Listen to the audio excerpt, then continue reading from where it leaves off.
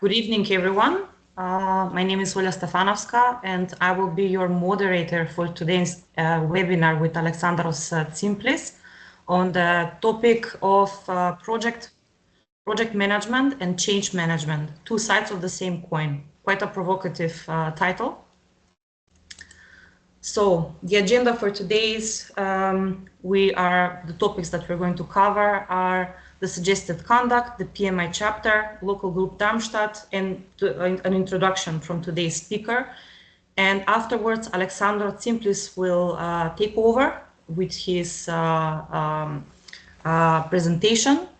And then we're going to read the event, and we're going to give you more information on the next events, the PDU claim code, and of course, a closure.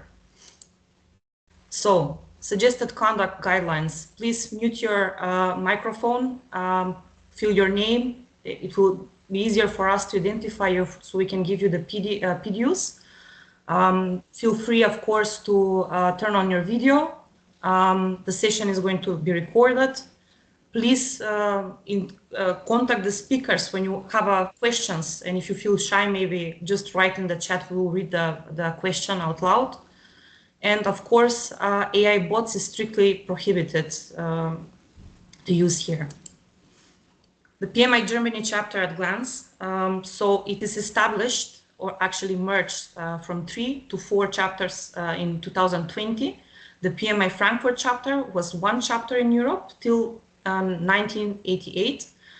The scale is today with 5 regions, 25 plus local groups. The membership is a multinational community of about more than 6,000 PMI chapter members from 40 plus countries.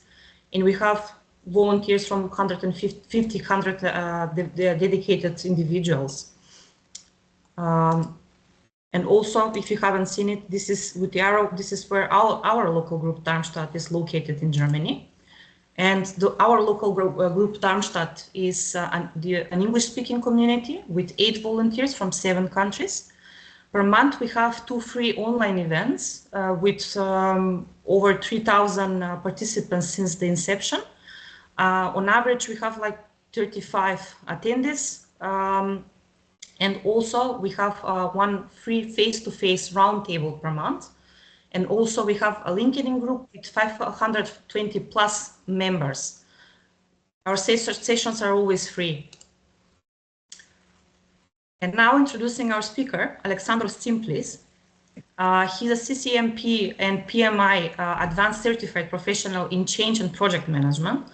He led large-scale organizational, digital, and business transformations globally, delivered measurable results in growth, profitability, and cost optimization, expert in stakeholder engagement, adoption, and enterprise transformation, active thought leader, mentor, and contributor to the change management community.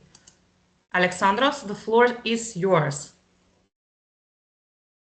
Thank you, Olya. Let me share my screen before we start. I understand that it is too hot in Germany. I will try to make it as fresh as possible and not tire you too much, and maybe give you a small breeze from the Sea of Thessaloniki, where we are based in Greece. So thank you very much for having me today and for joining this webinar. It's a real honor for me and a privilege to be here. I will start by trying to explain at least how my life has been going through the last 25 years. I'm a person that has undergone a lot of transformations. I'm actually in between those for the last 3 decades. I have changed business-wise 4 different industries and 3 job roles, with the transformation that it's the most, let's say, interesting for me, being the fact that I'm trying to wear 2 different hats, that of a project manager, certified by the PM Square Advanced Methodology and the STAR and the PM Square Alliance, and on the same time, as a change management professional certified by ACMP, the Association of Change Management Professionals from the US. I will try to explain you a little bit how my journey was and is these last 3 years that I have been experimenting with the situation. And all the insights that I will share with you are personal experiences and findings from my experience in everyday life working between these two principles. So starting, I will post a question. If you have ever delivered a project which was actually on time, in scope and in budget, but you still felt that the project failed. So the delivered output described in our business case can still miss the outcome, which would be the benefit requested from the business in the first place when the project was designed. I found this very often happening, at least to my reality and my projects, and trying to get into more depth about how my everyday life looked like was that, and I believe yours as well as project managers may be similar, I was handling and struggling between delayed tasks, stakeholders engagement with a lot of resistance from them, sometimes, a lot of times, ghosting, responsibility ping pong being often used to push back projects. And what we had many times were playing games, scope creep, and low adoption. So all these things, they were not, and they are not rare exceptions. They actually are operating conditions when a real transformation work is being implemented. And all these different, let's say, forces create a lot of project stress. This is the everyday life of a project manager. And after research that I have read, I have seen that project managers are the ones that carry a lot of working stress during their daily activities at work. So the role already has a lot of issues to face. What we do to handle and manage our project deliverables is that we use a lot of best practices and methodologies that cover a lot of tools like risk logs. We have budget trackers, status reports going on. We use stakeholder maps. Actually, all project management methodologies have the same more or less tools to address common issues of projects like project charters, business cases, Gantt charts. But still, the problems still seem to be there. So even that the project management discipline is not missing, the problem seems to be not the lack of it. So it's not that we don't use the methodologies or we don't apply the methodologies that we study or get certified by, but after we do implement them, still the success is not there. So maybe you have seen this percentage about project failures, especially when transformation is in place. And I understand that many of the times this percentage has been disputed or discussed upon, but it has been validated by McKinsey & companies, especially regarding the digital transformation projects, not too while ago. I think it was 1.5 years ago, to a big research that they deployed. And also Harvard Business University has made researches that shows that 59% of the projects of the transformation change projects fail partially or completely. So we can say that there is a lot of project failure going around, and we need to understand what we are missing, because the cost of all these failures is very, very high. So for you to help me with that, I would like to have a little bit your interaction. I would like to request from you to participate in this poll by answering what are the two main reasons that you think change project failed, either by your experience or by what you have studied already.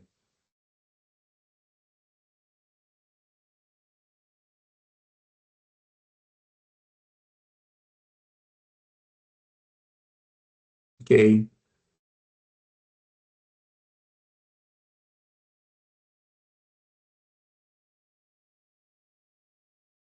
So first answers start popping in.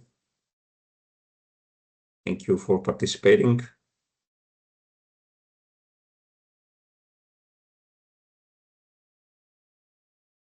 Quite interesting. There is a lot of concentration in communication issues.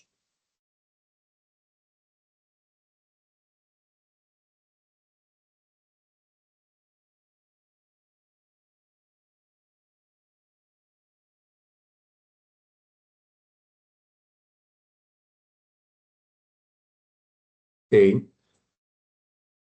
Okay. It seems that poor communication accumulates most of the answers, with the other, let's say, taking equally same votes, like leadership issues, resistance to change, unrealistic timelines. This is quite interesting.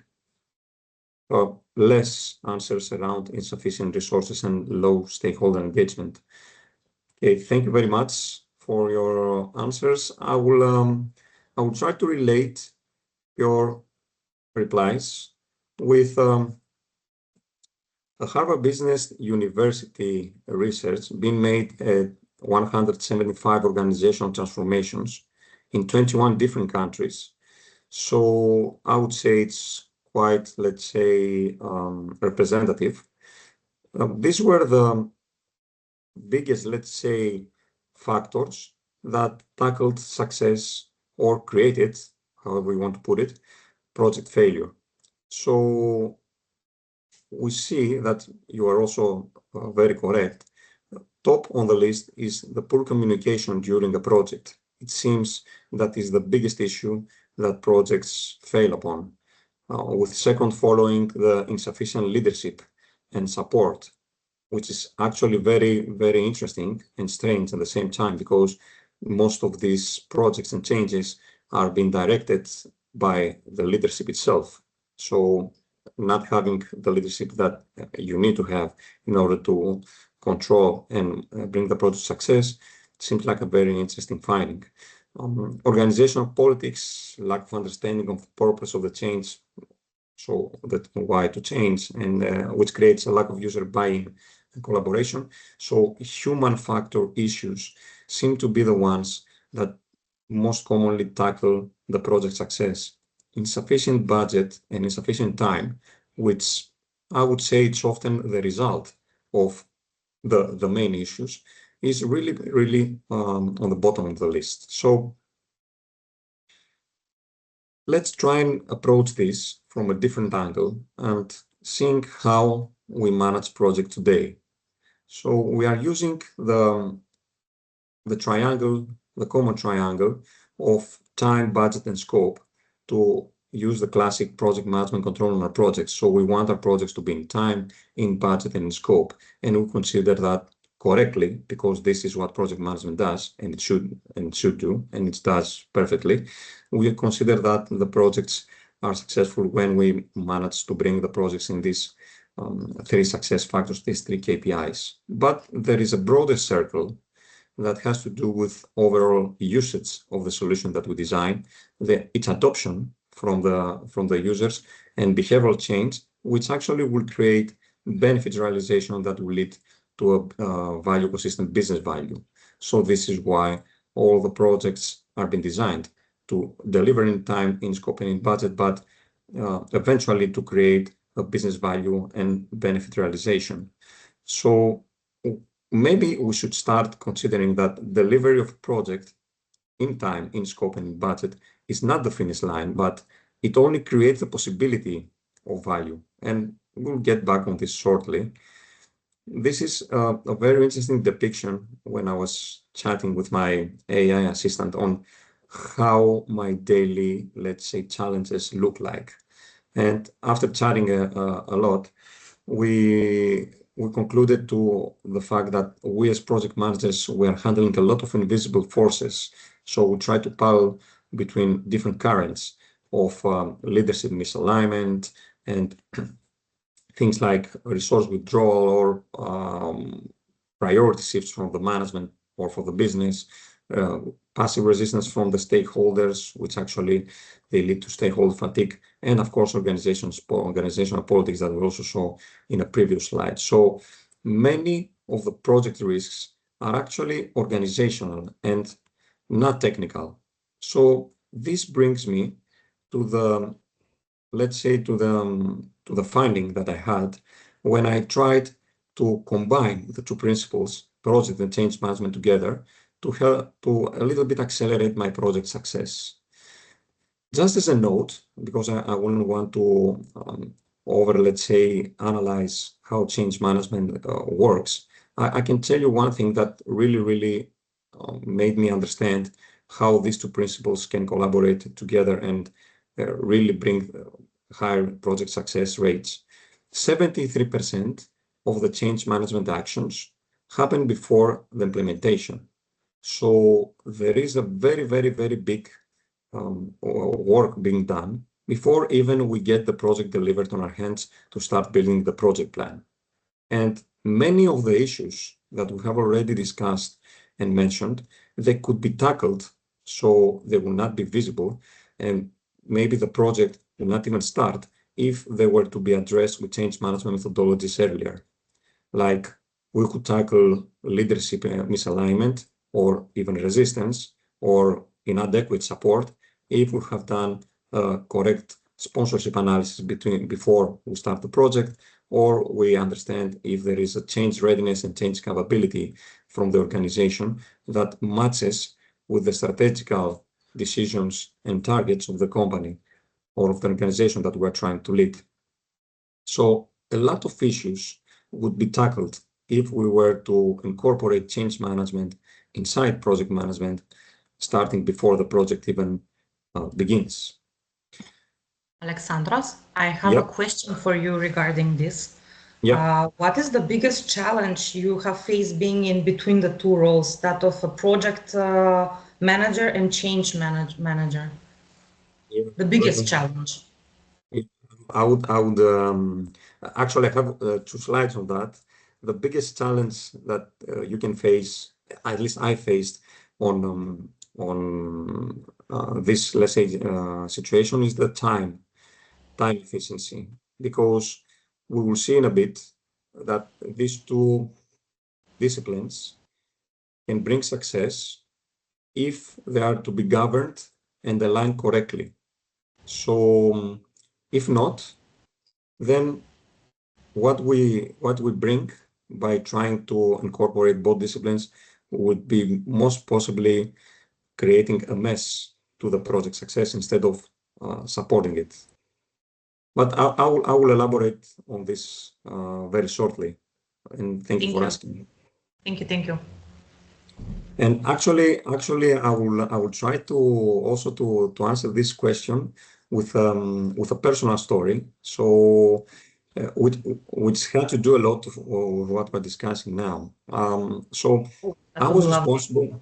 Yeah, I was responsible for a big digital transformation, a CRM implementation project in a subsidiary of a group that I was working on. So we had to integrate and implement a CRM system to a company of 300 people outside the headquarters. So we have done everything right. We have planned our project, all the resources were in place.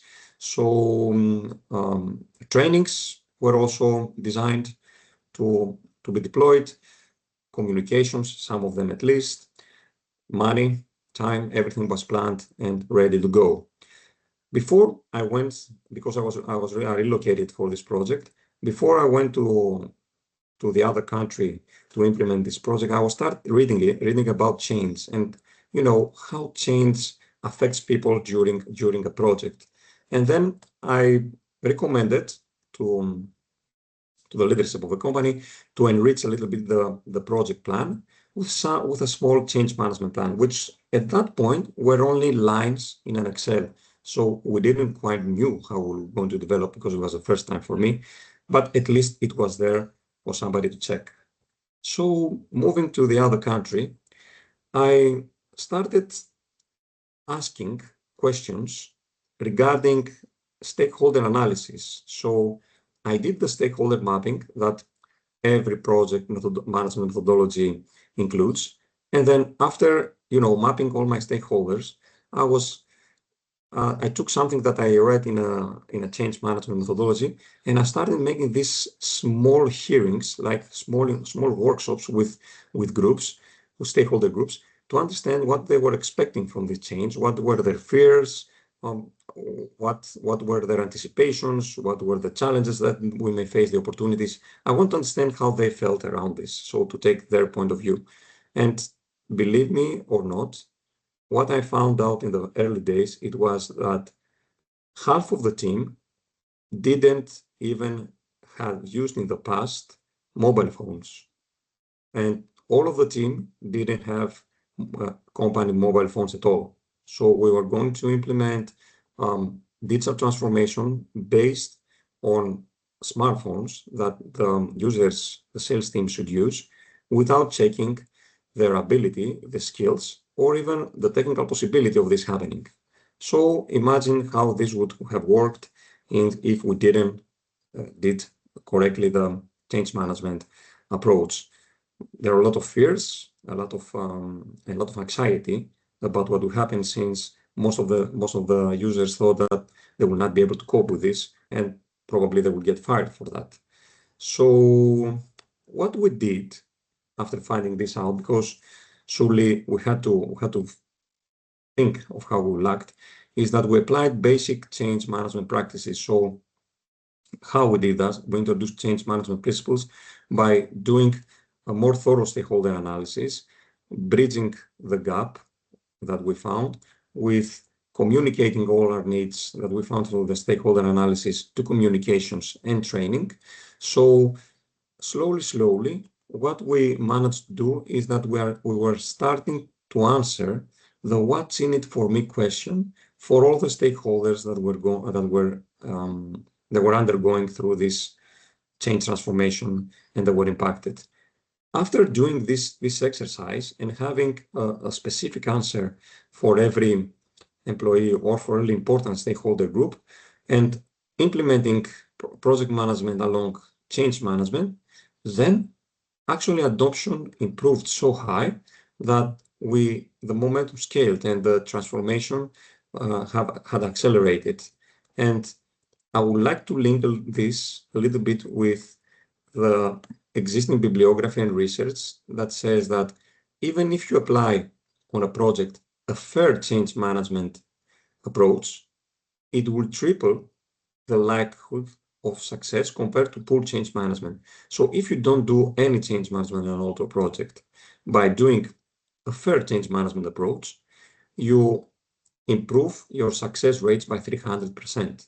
And believe me, from what I found, because I did this project to another 3 countries without implementing change management principles, I found out that we actually, after closing the project, I found out that we did it 3 times faster and 2 times cheaper from the other cases, which actually a little bit complies with what the research shows, which is that if you have a good change management practice, you will increase up to 6 times the project success %, and you will have 5 times bigger chances of staying on schedule and 2 times more likely to stay on budget, which is actually very fair if you consider return on investment when change management, at least fair change management, not excellent change management, doesn't cost too much to integrate it inside the project. Okay, so many times I have faced the question like, okay, Alex, so let's say that we bring alongside project management, the change management, and all is good, right? So we hire a change manager, or I don't know, we give it outsource, and then our project, let's say, success rates will increase at least to 200% from what you are saying to us today. Actually, this is not the case, and I have seen this happen because good intentions can still create organizational fatigue, when coordination is missing. And why is that? Because if the two principles are not joined together, then you have actually duplicate stakeholder requests, which create a lot of overload on communication. And you have two different teams competing for the same resources, resulting to, of course, stakeholder exhaustion. So you have two different power groups, as before stated, competing from the same resources without contributing finally to the change success. So believe me, without integration, both disciplines really will not work together. So it should be very well focused on how we integrate these two disciplines together. And I will try to explain you how this thing will work. So understanding why this happens and why, if we don't integrate the two disciplines very carefully, the projects will fail, is that we have to understand that project management has a different set of optimization targets. So it's focused on delivery, milestones, budget, scope, and solution implementation, while change management has different targets, which are more human-centered, like user adoption, change of behavior, engagement of personnel or of users, reinforcement of the new ways, and in the end, benefit realization. So instead of having two competing principles, we must understand that these are two different approaches that both have the shared objective, which is the project success, but they have a different focus. So they're not competing, but they are complementing each other. And we have to realize this when we're trying to do the integration. If I was to bring it, let's say, with a very easy way for people to understand, is that project management prepares the solution for the company, while change management prepares the company for the solution. This is where I would start if I wanted to be practical, how I will try to integrate project and change management together in an organization. I would start from the first, let's say, very obvious shared spaces. One of those, and we will elaborate more on the three first, is the risk management, which from the part of project management is, let's say, more on the planning side, but on the change management helps a lot on the adoption. The stakeholder alignment is very important, and we will see why and how, together with communication, training, and impact analysis.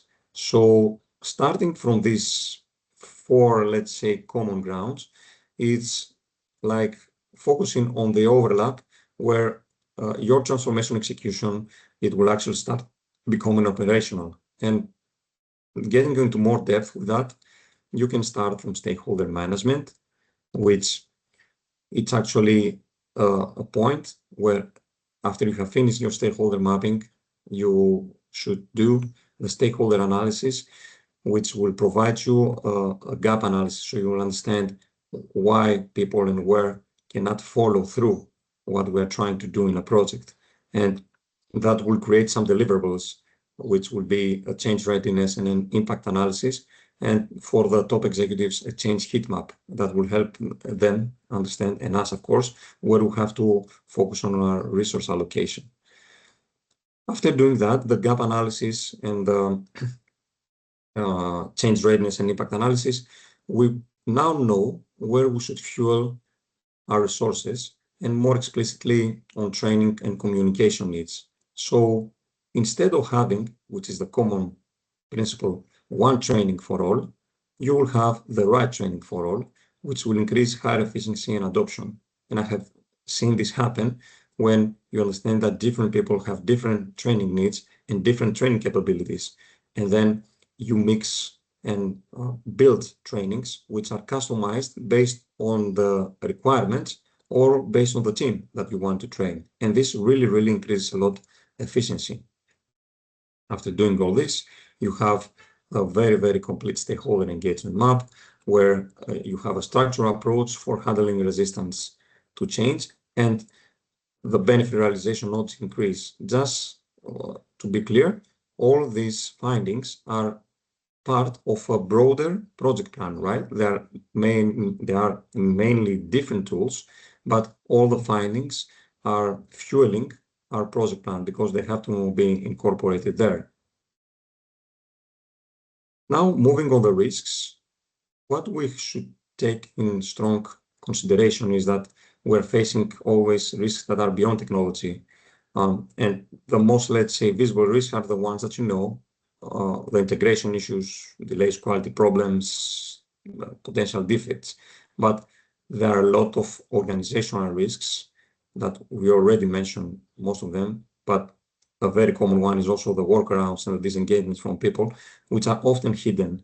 So in order to address them correctly, the best way that I have seen this work is that having a technical risk identification from the project management team and organizational risks identification from the change management team, and both of the findings fueling a unified project risk log, which have mitigation plans on both of them with different, of course, owners.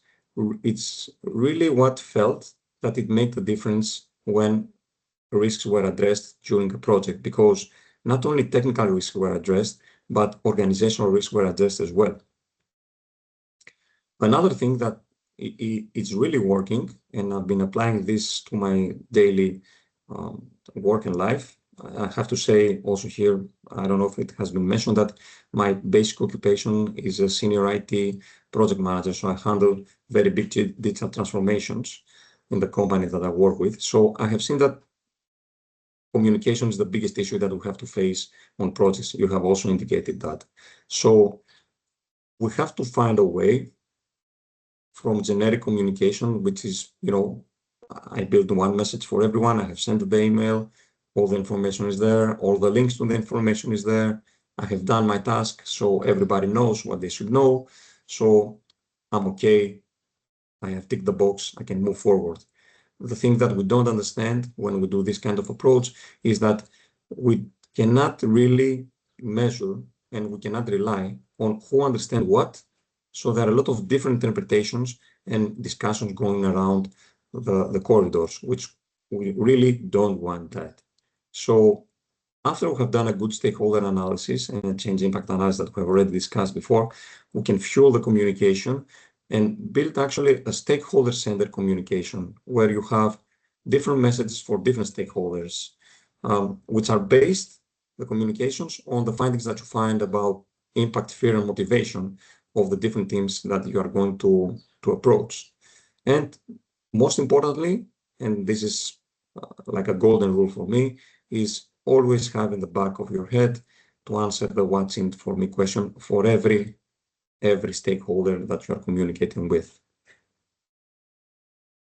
So after these three practical, let's say, ideas, we can say that when we have project management, change management working together, you have a shared governance, again, under a unified project plan, which the project management team leads, and we'll explicitly discuss how this can work. So the governance and the organization later, which controls a unified stakeholder strategy, or where communication, risks, coordinated engagement is in place, and most importantly, you have common success metrics.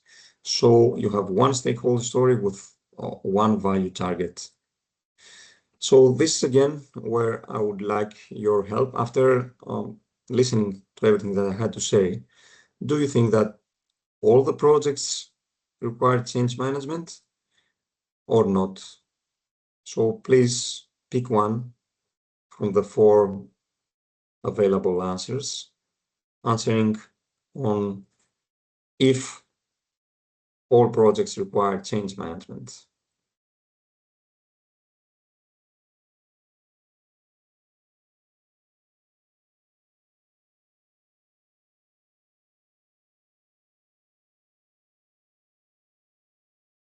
Okay.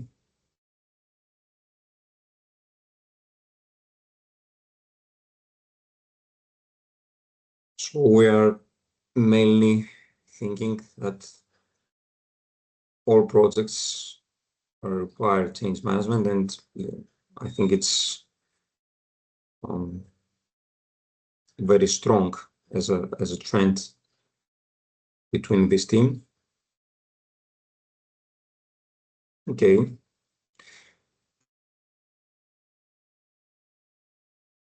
Very interesting. And only large transformations require change management is the second, but much lower set of replies. Thank you very much for participating. I will relate the answer to a very interesting article from the Chief Innovation Officer from ProSci. ProSci is an organization that studies change management for the last, I think, 3 decades, and they are producing very interesting work and literature and findings, a lot of research going on there. So what they say actually around this question is that the greater the dependency you have on your project on users adopting a new way, so changing their behavior, the greater the value of change management will be. So going back on the project that I took over, as I told you, with the CRM implementation, we had the case where we would change the way that the general manager will see the sales reports. So he was checking the sales reports daily through an Excel file, a dynamic Excel file, where all the stats of the sales were there. Now, implementing the CRM transformation, the next step for him to check daily his sales results would be to log into a BI report where, again, dynamically, he would see the results of the sales. So the anticipated change on this kind of effort was minimal. So he would have to change from an Excel dynamic view to a BI dynamic view with most of the same graphs, but a little bit more polished. So the change of behavior that we're requesting from this target agent was very minimal. Using change management in these situations will not greatly give back a return on investment. On the other hand, training a person that have never used and let's say working with real change management principles on a person that never have used a smartphone, and you ask from him or her tomorrow to do all his work through a mobile smartphone, then yes, the adoption and the change of behavior that you're expecting on this case, it's much higher. So the change management return on investment will be much higher on that case. So keep in mind that the change of behavior that you are expecting from people to do, and the biggest the percentage of the people that you are expecting to change becomes, the higher the return on investment on change management would be. Alexandros, I have to step in. There is a question from Robert Snyder. The question is, when I think in terms of ADKR, I could ask, do stakeholders need awareness, desire, knowledge, ability, and reinforcement? I believe the answer is yes. Would a sponsor shrug at this regarding the Mentimeter before? I didn't catch the question. I stopped only to the ADKAR methodology. Yeah. I will repeat it, no problem. Yeah. When I think in the terms of ADKR, yes, AR, I could ask, do stakeholders need awareness, desire, knowledge, ability, and reinforcement? I believe the answer is yes. Will a sponsor shrug at this? Yes, of course they need. The ADKAR methodology is the most common and known one, is the one actually that ProSci teaches in their certifications. And yes, most definitely all the steps from the ADKAR methodology, if you follow them thoroughly, are the ones that will increase a lot the success rates of your projects. And exactly how the ADKAR methodology has been built for one that wants to study more, they will understand that more or less every change management methodology, ADKAR, COTER, standard of change of ACMP, and any other change management methodology, they more or less use the same approach. So yes, all of the steps are very, very important, and sponsors being, let's say, engaged and so they can influence the project success, and that is much more important. Thank you. So another question that is very, very common, especially when we are trying to minimize costs and increase efficiency, is that can project managers also be change managers, or vice versa? Can change managers also be project managers? So if I train my project managers with a change management methodology, that would rapidly increase my project success because I will make them, let's say, use the methodology and the principles on their projects. So by what I understand, I see that my project success rates will increase rapidly. Is this the case? Can project managers be change managers? So short answer is no. But the knowing change management really improves your project management effectiveness because you are able to do the things that change management does, let's say, focus, better stakeholder engagement, communication, and better risk awareness. So don't get me wrong, it's not that a project manager cannot be a change manager. I would say that the project manager cannot be a change manager at the same time. Because sustainable transformation requires for you to have a dedicated capability. So change managers, as we discussed before, have different KPIs from project managers. So you don't want these two to mix because they have a different operational focus. So people will lose their focus and not be, they will not be performing as expected. Now, you need to have a different resource investment, and this is what will increase your enterprise capability. And you can start small. You don't need to do big investments in change management, but even one FTE being in a part of a PMO, you will see that you will increase a lot your project success ratio. It's where between these two principles mix where you have the shared capability, so they cannot completely overlap. So no, it cannot be done. You cannot have a project manager being a change manager at the same time. And as we discussed, the change management skills really help us, project managers, really help us.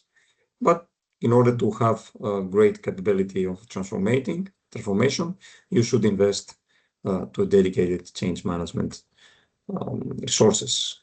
Reaching the end, what would be the best way of organizing or of starting to incorporate these two principles in one? I would say that you can start from a project delivery office. So if we have a typical project management office, is where we are focused mainly on the execution of a project. We discussed already the triangle of time, scope, and budget.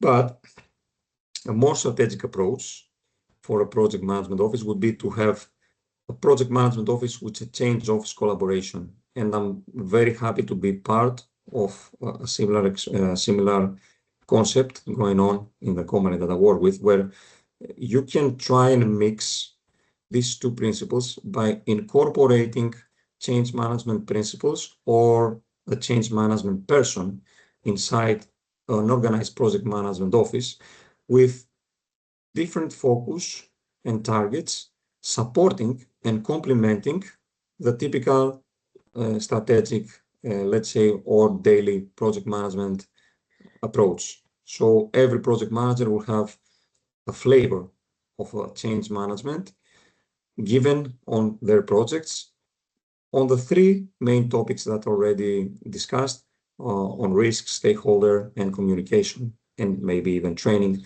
to increase the possibility of success of a project. The overall, let's say, ideal situation would be that you would have a transformation office where you're building strategic adoption capability, having your main force on a project management office being the project managers, the typical project managers, and a smaller team, at least in the beginning, being the change management, let's say, division, line, however you want to put it, under the same project management office governance, so under the same roof. So two sub-departments working for the same goal, which would be the project success, and being governed by a program manager that will have the overall, let's say, control, and always project management leading the project plan, where the project plan would have incorporated inside change management actions and capabilities, building capabilities. So ending the presentation, I would like to leave you with the fact that our projects create solutions, while the adoption of these solutions are the ones that really create value for the organizations that we are leading or working in. So concluding, this is why I think that project and change management are actually two sides of the same coin, which is the project success. Thank you for listening to me.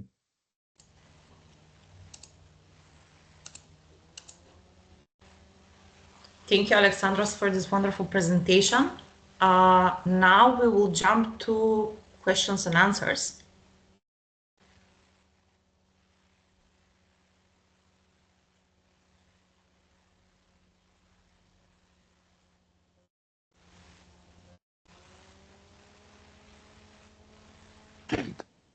Alexandros, great to see you again, by the way. Robert. Surprise. Yeah, I saw your name earlier. So while others are thinking of other questions, would you be willing to elaborate on ADKAR, since it might be a new term to everyone? Yeah. While everyone else is thinking of their questions. Yeah.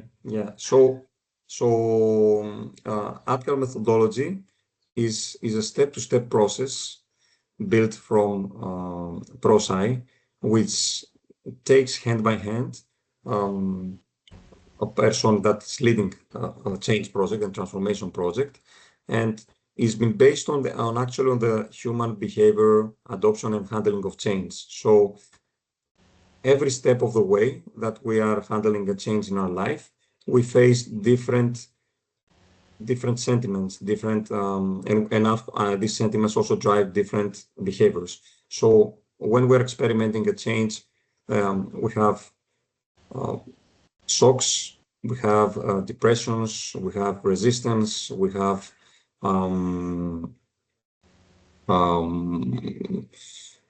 denial to going to a new state, where if you use the ADKAR model, which is, as very correctly Robert said, the acronyms from the methodology that ProSci is using, it's a step-to-step methodology of supporting every change target through the change journey. And I don't know if this is over, let's say, let's say it's too complicated, but take in consideration that in a big picture, what you have to do is acknowledge that something is changing, so support the people on knowing the change, then supporting them through the fact that they will resist to that with special tools, engage them to move on this change forward by doing specified, let's say, action groups and designs and activities, and then you have to close all the process of the change by making the change solid. Awesome, thank you. And I just happen to have this not sure if my image is inverted, but I No, just no. happen to have this handy. Yeah. If anyone wants to add to their already huge reading backlog. Thank you. Thanks, Alexandros. Yeah, and Robert is a very, very, very, very high contributor in the change management community that I'm also part in. And his insights really, really create a lot of value. So you are very lucky to have him in your group. I have a question regarding change management or the resistance part, actually, because I'm in the field. I practice in the field of architecture. The most common things that I notice in one office is the resistance of when it comes to new softwares to work, because every 20 to 30 years there is a new software. Should I say before that it was AutoCAD? Now it's Revit, it's BIM, B-I-M, Building Yeah. Information Model. And the newest one is AI, actually, depending on the limits that one company can use it. But usually it's regarded between asking specific questions. You cannot roam free with questions, if that makes sense. But I see people resisting that, even though, for example, with AI chats, it's quite safe. It's generally regulated, I would say. They're still afraid to ask. They're very sensitive about data and stuff. And I understand that completely, but I cannot grasp the moment of resisting something that is going to stay in an industry for 20, 30 years. Yeah. Yeah. What are my question is, what are the suggestions, tricks, however may I form them in a questions that people can bridge them? So they can show them this is a positive thing, they will benefit from this, not only them in the long run, in a career-wise sense, but it's also good at the end of the day for the firm, because they can be, they can contribute faster, should I say, and better. Yeah, very, very, very interesting and let's say daily issue question. These things are tackled, Oya, when you are doing a correct stakeholder analysis. So you have to understand why these people are resisting. So every time that you have resistance, it's a good thing, right? It's that people are reacting to something that you want to change, and people actually, they're not afraid of the changes themselves. They're afraid of you changing them. So most of the times, the fact that they're resisting is, one, they don't understand the change, so they have their own idea of what this change is about, and they have built their own fantasy story that supports this resistance. So this is a cognitive resistance. So you have to address this by understanding if people, they don't actually know valuable information around the change that you're implementing. If you find out that they know the change that you're implementing, they have understood this, and simply they don't want to do it, is the emotional resistance. So they don't like what is happening. They don't want what is happening. This is a different sentiment, right? So in that cases is because they fear, right, that they will lose something. They will lose power. They will lose their job. They have to invest a lot of effort, which this effort, they don't know if it will be compensated. Their fear that they will not be good enough to cope with the new change. So every time that this happens, you have to keep in the back of your head that these two main factors, if you really address them by questioning them together with them and supporting the actual root of the resistance. So I'm resisting because I like to use AutoCAD. I'm very good at that. And I don't want to use a new tool because I don't know the tool. I'm afraid of investing time on that, of losing time on that. I don't know if I will be very good at that, and I maybe lose all the work that I have done so far.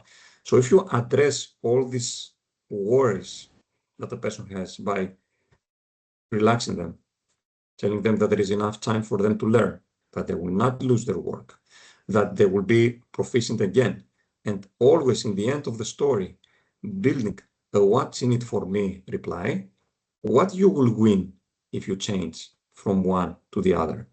If you manage to do this, then believe me, people will really, really stop resisting to this change. But most of the times, what I'm now explaining you doesn't happen. So this is why people change. And I would like to point a little bit on, because I've read a little bit the comments of Andreas, that during the first poll, he said, I'm missing scope creep, and he's right. I would say that always scope creep always is a problem of communication during either the business analysis or even before that in the initiation phase of a project, right? So we didn't analyze correctly with the stakeholders or with the sponsors. So if we had done maybe stakeholder analysis and sponsorship analysis during the beginning, we wouldn't have scope creep in the end. Yes, scope creep is a technical, indeed, issue that we face, and it creates project failure because if accepted, then we have an issue. But if denied, your project will again reach to the end, of course, without satisfying the benefits. Sorry for taking too much time to answer your question. And there is a comment, and then we'll jump back to the questions. This is a comment from Maximilian Taibi. He posted a picture with the graphics.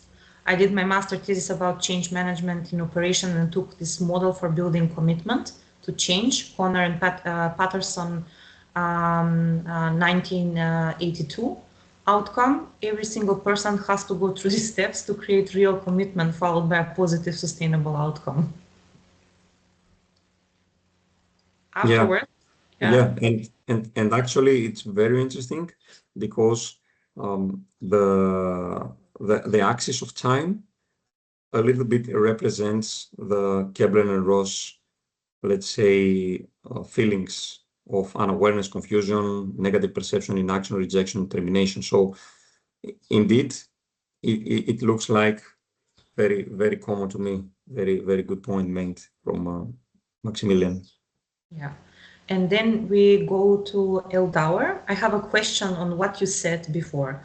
Like communication is not broadcasting. Do you have a practical example from your project? No, Olya, we don't hear you. At least I don't. You don't hear me now? Is everybody having problem with me hearing? I hear you. Yes. Yeah, great. Sorry. Okay. So this is a question from Eldauer. I have a question on what you said before, like communication is not broadcasting. Do you have a practical example from your project CRM? Like what and how did you communicate differently to different groups, sales, IT, R&D, to finally get their engagement? Very, very good question. Thank you for that. I can tell you many examples because that project really changed my perception on communication, and I'm actually working on a big communication plan now before I came to this webinar, but I will answer your question regarding that project itself. So what we did is that I found out that these people were very, very frightened of my coming to the company. They were thinking that I was there to get everybody fired because I was coming from the headquarters for 6 months to do a big project implementation. So everybody was afraid of getting fired, and they have already heard that the CRM implementation is coming in, and they already knew that they didn't have the skills to cope with that. So everybody was afraid of what would happen, and no one was seeing real value on why this change should happen, because they were doing their job. Results were okay, not great, but they were doing okay. So they couldn't understand why this change should happen, especially in the sales department. So I read at that time, and this is a true story, that when you are doing a big change, do not afraid of over communicating. So if you have your future state, where you want to go, together with your change vision, solid and connected with your strategy, communicate it daily if you can, right? And I brought all the sales, we designed different communications. So we found out that some of the people were introverts and they were not using, let's say, mobile phones, or they were not using social media, or they were not reading their emails also.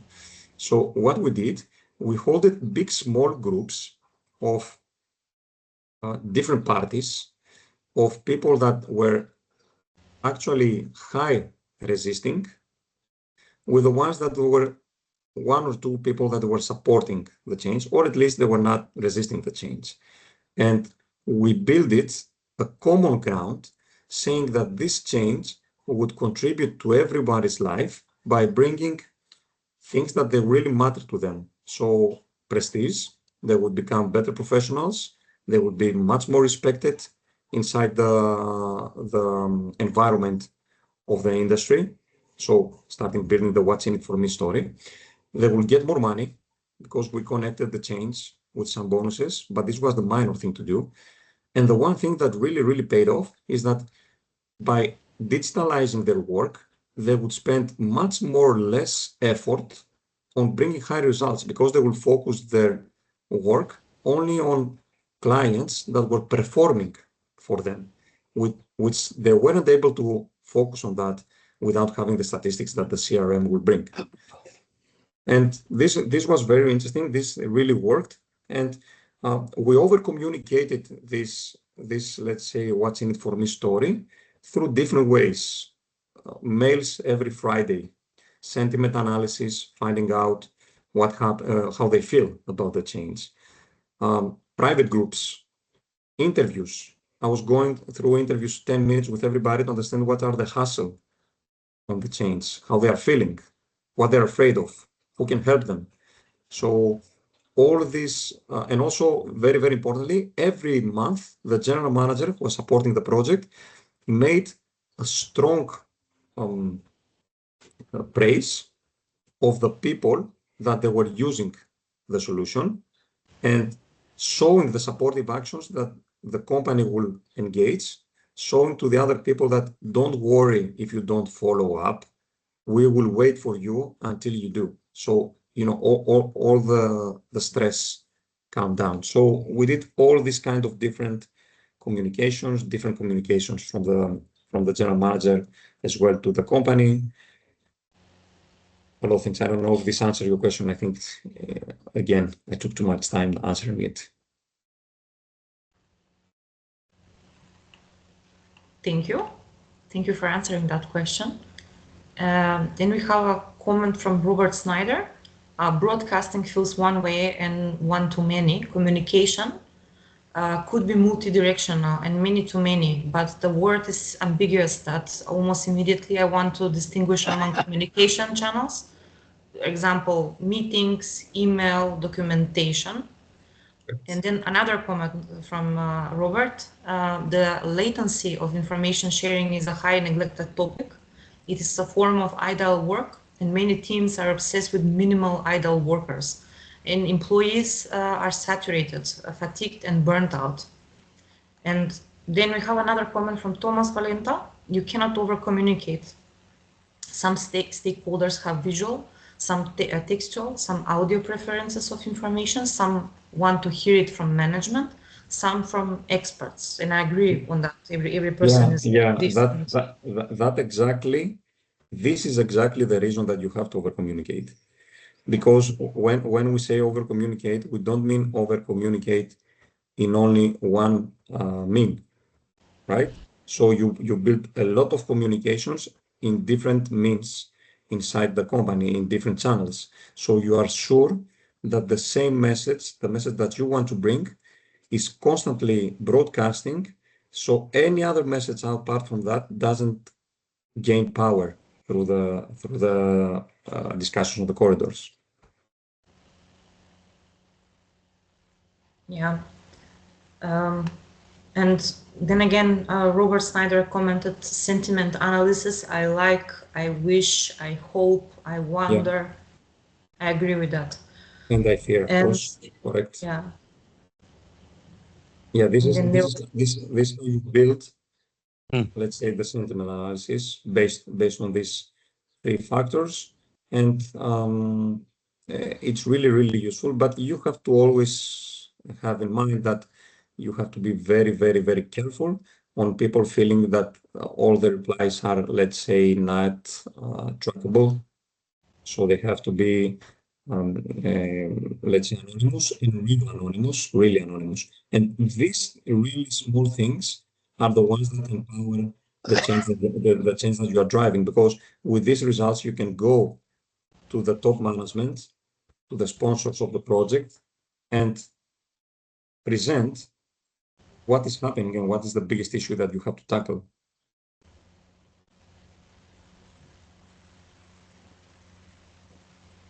Alexandros, one question for me. Yep. You said that the project manager should not have the role of the change manager in the same project because they have different focus and so on. Also, I think, the project manager is more dealing with the technical product to create this. Often, I have seen these projects being even sponsored by the CIO, by the technical part. But, once you go to change management, it's sponsored by the business division head, who owns the users that are expected to use the application that's been developed. So what you have then is basically two projects. You have the technical project and you have the change project. And if you have two projects that belong together somehow, voila, you have a program. So actually what we are talking about is that each project, technical project, should be embedded in a program or other type of project like change management. But I could also say maybe a project is dealing with business case or whatever, so the front-end loading.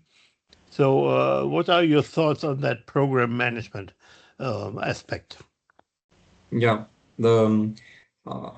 actually, I really endorse and I really support the concept that you have to analyze behind, as you correctly put it, every technical change that you are trying to implement. What is the actual people change that you are going to have? And if this people change is a big one, then yes, I believe it should be supported with a change management approach or resources. What I have seen so far is that, and actually this is mainly worked with and used in the US, is that the change management office, which is part, at least to my understanding, to the project management office, supports these projects only, because not every project should have and is able to have the same resources. So there is a good understanding, if you have a program, to have project and change management, maybe, yes, for sure, followed as a program manager on two different angles, but they should not feel that they're two different angles. The project management team and change management team should feel that they're one team working for the same project under the project management guidance, the program management guidance, which, yes, you are right, the program manager may see these two lines as different projects, but the best way to do it is to incorporate the change management plan inside the project management plan. So you have a broader project management plan with change management activities, which for the change management activities, the responsible persons are the change parts of the division, let's say. Alexandros, there is another question. Thank you for answering that. But there is another question from Sam. We don't see any specific rules like change manager for change management professionals in major organization. Your comments on this case? Yeah, true, right, Robert? At least, guys, this is not the case in the US. So I've seen this happening and really changing a lot. First of all, you are right with what you say. You're totally right. The last 6 months, I have received 6 different approaches from headhunters on taking over change management projects, at least for 2 years. So they're not permanent contracts, but they are really big projects from really big companies that they understand that they undervalue the project success if they don't invest in the change management. So it is coming in a slowly pace, and companies are investing on the human factor, mainly as an outsourcing activity for the moment. So yes, you are right. Not a lot of roles, dedicated roles in Europe, but much more than they used to be 6 months to 1 year ago. So I think it's starting to become to increase as a trend.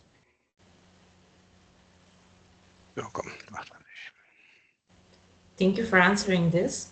So there is another comment from Robert. Lack of change literacy, lack of experience regarding the comment, the question actually before. In past failure, executive cheapness, not in the budget, change managers feel marginalized, business analysts feel marginalized. It's a wide problem. Yeah, it's true. But this doesn't have to be the case, right? Because I will send you afterwards reading the return on investment article from ProSci, where it actually shows tangible losses if you don't invest in change management, really huge ones. So when discussing with project owners or even with steelcos or executives, you can put that on the table, at least leave it there for everybody to know that this is a major risk if we don't address it now. And, delaying the benefits of the project realization by 2 years means that we're losing this amount of money. And I'm just leaving it here on the table. And you take the decision, you take the risk, but my job is to tell you that I see a risk here. And if you want to address this risk, me as a project manager, I can do it if I know change management, but it's a full-time job that I have to do. And you cannot expect for me to do it at the same time. So if you lead the PMO, you can propose it to the management. If you are a project manager, you can raise it as a major risk. If you are a business decision stakeholder, start thinking how much money you lose.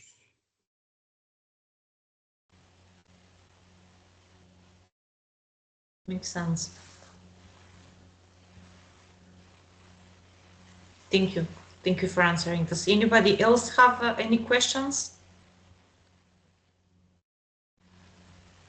Maybe one small comment. What I've seen happening is that change management is taking care of the users of a new application.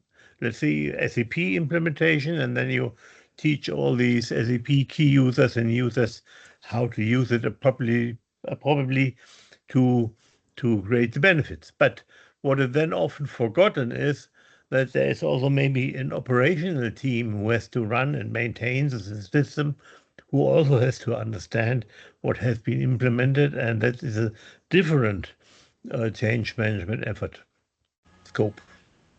Yeah, actually, that operational team is a stakeholder group that you have taken care of. Yeah. So they need a different engagement plan from the rest with a different approach. And they're just part of the overall change. So small behavioral changes create a big organizational change. There is a comment from Peter Peterson. While I'm not a project manager for the projects at my job, as that role is mostly taken by the vendor project management, I have noticed that some of these projects sorely need change management practices. There was even an internal project that took a month and a half longer than it should have because the changes were not managed properly. The customer kept adding scope. For context, I'm a system administrator with the IT department at the hospital. Yeah, common practice, and 1.5 months looks very, very small to me, to what I have seen. And then another comment from Robert Snyder: change manager superpower is raising organizational empathy that is typically reliably missing from the rest of the project and culture.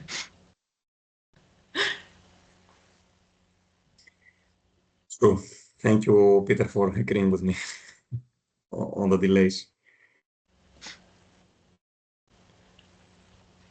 Does somebody else have a question, or we will continue further?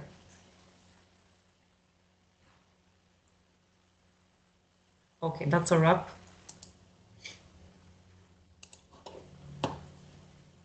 Oh, my computer is acting weird today. Sorry for that.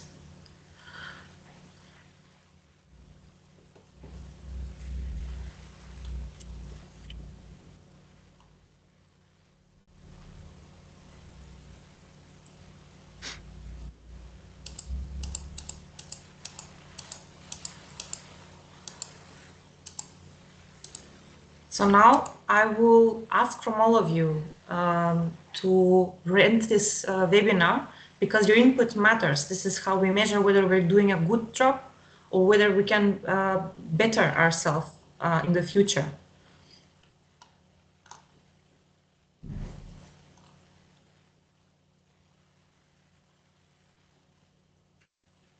Of course, the results, we're going to send them to you in the email following with the PU code.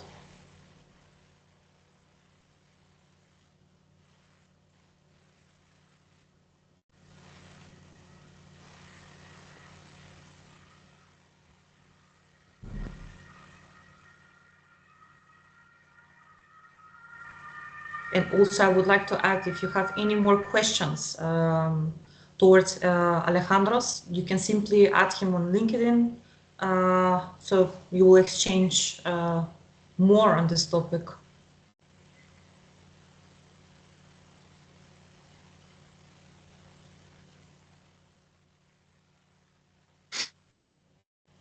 Okay. Then join our next events. Our next event is on the 29th of June. It's the roundtable in Darmstadt. And afterwards, on the 2nd of July, we have Dr. James Mepuko on how inflation benefits economics growth and prevents deflation. And on the 16th of July, we have an online webinar with Fola Aladi, what high-performing organizations do differently with project management to accelerate value. You can find these events in the PMI Germany chapter event tabella, and you can register yourself there. And also join our mission. Yes? Maybe let me add to Dr. James, you know, his name looks African, and he's African, but he is working and living in Poland, actually. And Fola is one of the top strategy consultants from the US, from California. And Yeah. I met her in another roundtable discussion with Sunil Prashara some weeks ago, when we also presented here at the group. And you can see this video on our YouTube channel. And then my question to you, who knows what BYOQ means? The speaker of the first line. Anybody?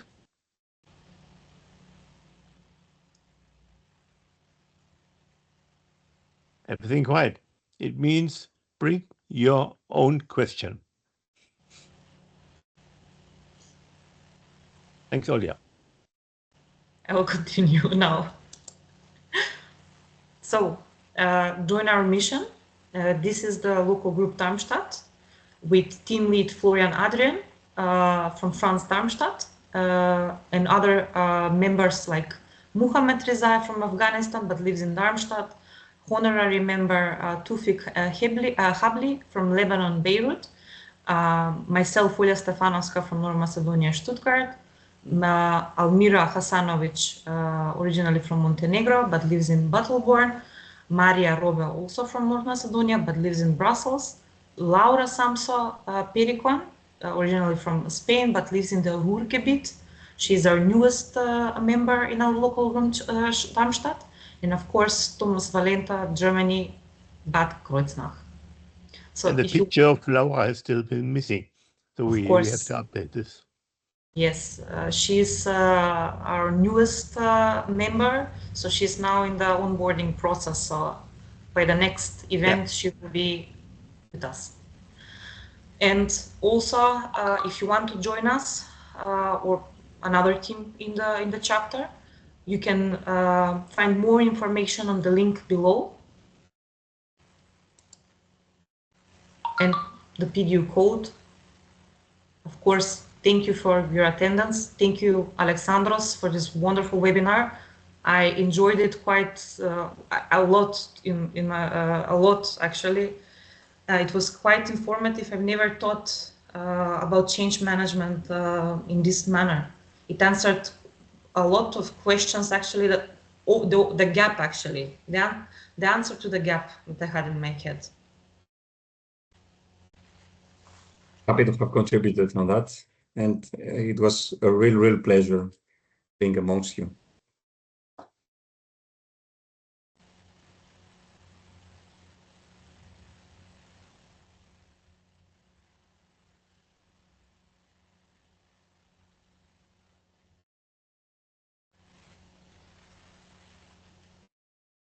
Thank you, Niveen, for joining this webinar.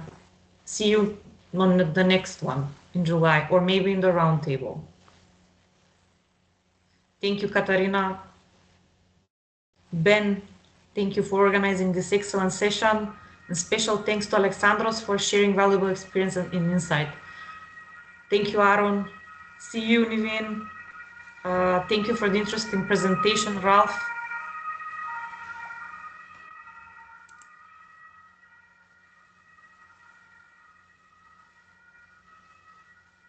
Thank you.